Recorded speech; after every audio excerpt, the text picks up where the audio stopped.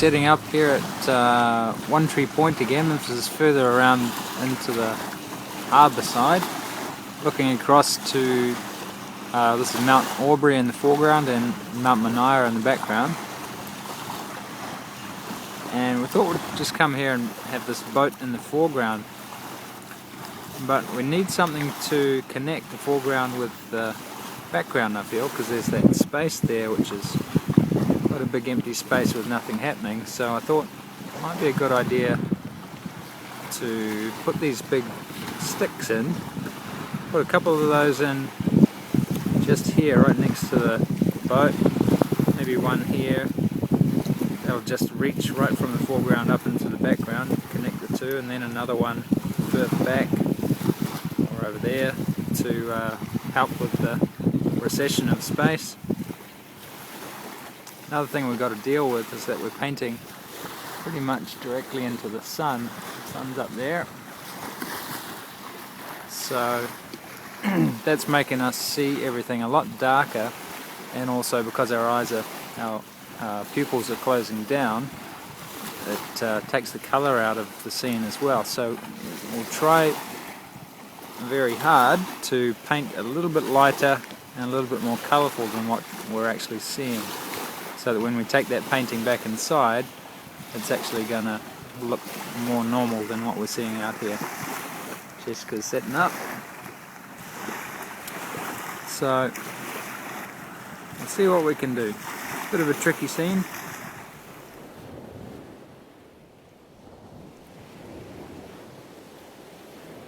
Being able to paint light is largely a matter of being able to see and paint large gradations of colour.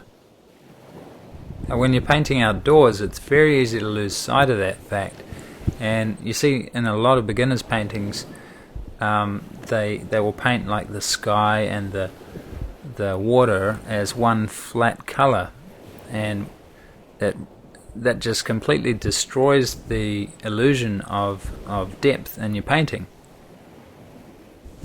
Now, what happens with the sky is that it tends to be lighter at the bottom and gets darker at the top, and so a large body of water is going to reflect that, so that tendency is reversed. It'll be lighter closer to the horizon and darker as it gets close to you.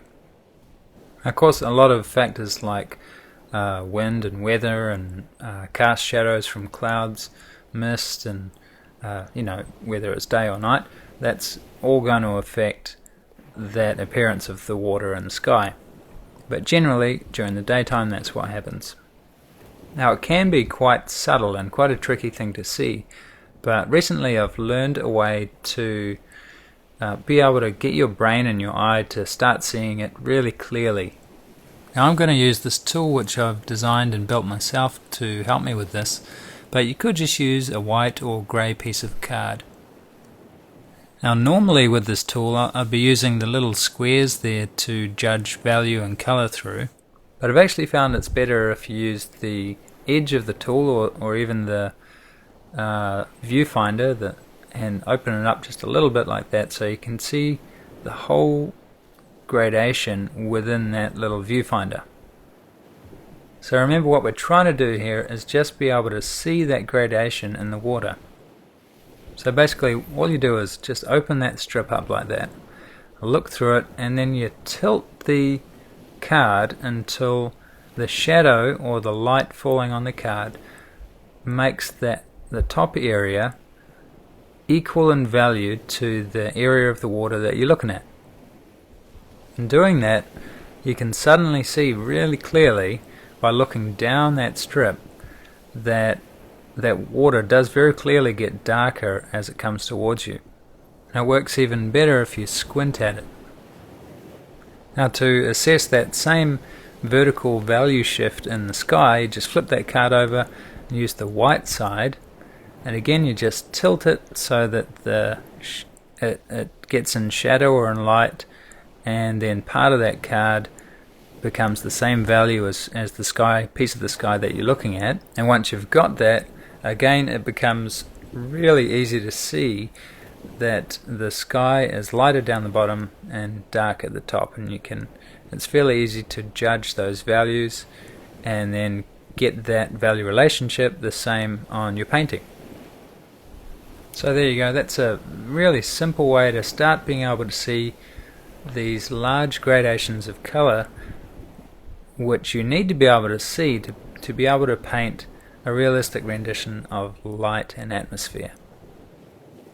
So where I learnt that little trick from was from the building block on observation in the Virtual Art Academy course. And in that particular building block there's a lot of good tricks like this for being able to see and analyze color and value, which is a really tricky thing to do really well. So all the help we can get on that, the better, eh?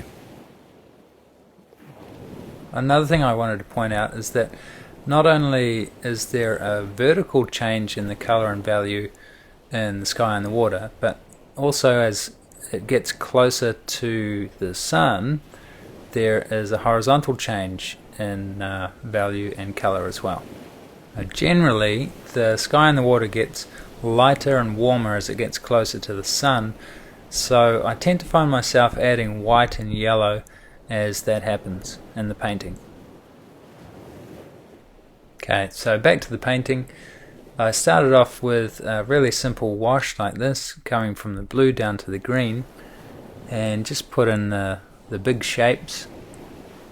And I really had to decide what was going to be my focus. Was it going to be the hills in the background, or was it going to be the dinghy in the foreground? I didn't want it to be both. I didn't want the eye to be skipping back and forth between those two things. Seems like a pretty clear-cut decision in retrospect, but when you're out there painting, I mean, those mountains are really fantastic looking mountains. So it is hard to decide between, what's going to be the focus, the mountains or the dinghy. And looking at it now, I think I made the right decision. So what I did to really accentuate that was to really subjugate that mountain and push it far away, make it very, very soft, indistinct edges, and make that the backdrop for the real story, which was the dinghy. Another thing I did was to exaggerate the difference in color saturation or color chroma between the background and the foreground. So basically I just grade the background down a lot more and bump the chroma up in the foreground. Those big sticks poking out of the water seemed to turn out alright. I think if you imagine the painting without them there, it would be a lot less interesting. So that's really a good example of looking around in the scene where you are and using those elements like a conductor to create your symphony. And that's one of the real benefits of painting outdoors, is that you have all of that information to play with, whereas if you're working from a photograph from a place you haven't been, then you're losing all of that, all of those possibilities. It actually got really, really windy and cold at the end of the painting session there, so we were both quite happy to get out of there. But it was a challenge to stay there, and I think the time that we did spend there, we used to good effect and pulled pretty decent little paintings out of there. It was fun. So I hope you've learned something there, or that it's helped your painting in some small way. There's always plenty more to learn, and a good place to do that is masteringpaint.com. Thanks for watching.